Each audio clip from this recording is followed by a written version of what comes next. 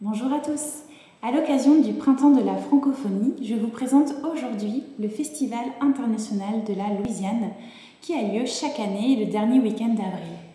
Cette année, il aura lieu du 27 avril au 1er mai. Mais tout d'abord, quel est le lien entre la francophonie et la Louisiane? La Louisiane est un État du sud-est des États-Unis, au bord du golfe du Mexique. Aujourd'hui, une petite partie de la population parle français ou des variantes de français. On recense environ 5% de la population et cela est dû à son histoire avec la France. En effet, la Louisiane a été officiellement proclamée territoire français par l'explorateur Cavelier de la Salle en 1682 en l'honneur du roi Louis XIV. Ce territoire connaît ensuite une histoire assez mouvementée puisqu'il a été cédé à l'Espagne par le traité de Paris en 1763 et ensuite récupéré par la France en 1800 et revendu 3 ans plus tard aux États-Unis par Napoléon. Ces changements produisent un mélange culturel spécifique dû aux migrations successives d'Acadiens, d'Européens, d'Antillais, d'Amérindiens, d'Espagnols et d'origines diverses. Jusqu'au début du XXe siècle, la langue et la culture francophone dominaient en Louisiane en raison d'une forte immigration de personnes qui parlaient français, comme les Acadiens du Québec, les Antillais françaises et les Français. Dans les années 2000, 200 000 Louisianais ont répondu parler français, dont 5 000 qui parlent le français créole. Donc cette forte immigration a permis aux habitants de parler différents français, comme le français créole, des créoles blancs venant d'Europe, des créoles de couleur venant des Antilles et d'Afrique, le français cadien, qui vient des Acadiens du Québec, et le français amérindien de la tribu des Oumas. Et donc ce métissage se retrouve également dans la culture à plusieurs points.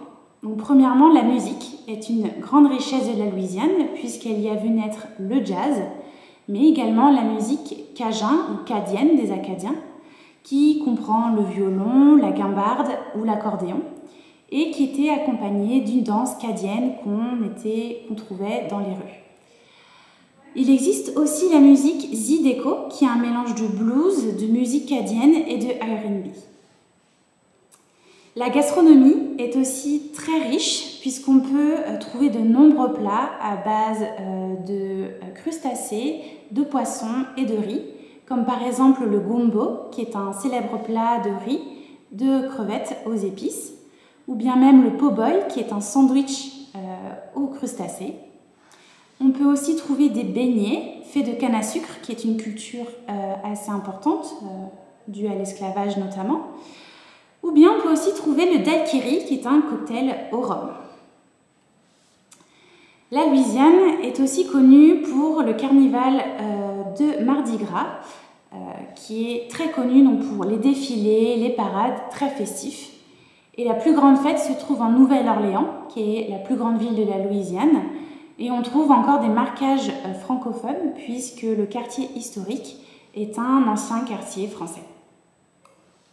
Maintenant, si on revient au festival, on peut se poser la question, qu'est-ce que le Festival de Louisiane? Alors, chaque printemps, le dernier week-end d'avril, plus de 300 000 personnes se retrouvent en ville pour l'un des festivals les plus appréciés de la région. Donc, ce festival, qui est gratuit, célèbre vraiment l'héritage français à travers la musique, la danse, la culture et les traditions du peuple cajun.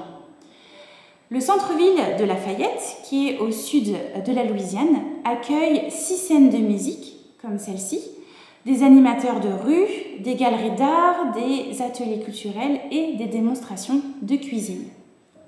Et donc beaucoup de marchands sont là pour donner et présenter des spécialités culinaires. Et le festival attire des musiciens nationaux comme internationaux, puisqu'il y a plus de 25 pays qui sont représentés, comme la Guyane, la Guadeloupe, le Québec et plein d'autres pays francophones.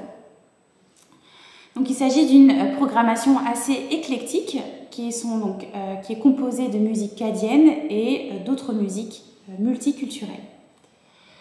Le festival doit également son succès à des expositions artistiques et culturelles qui sont fascinantes avec notamment des peintures murales qui sont peintes sous les yeux des festivaliers.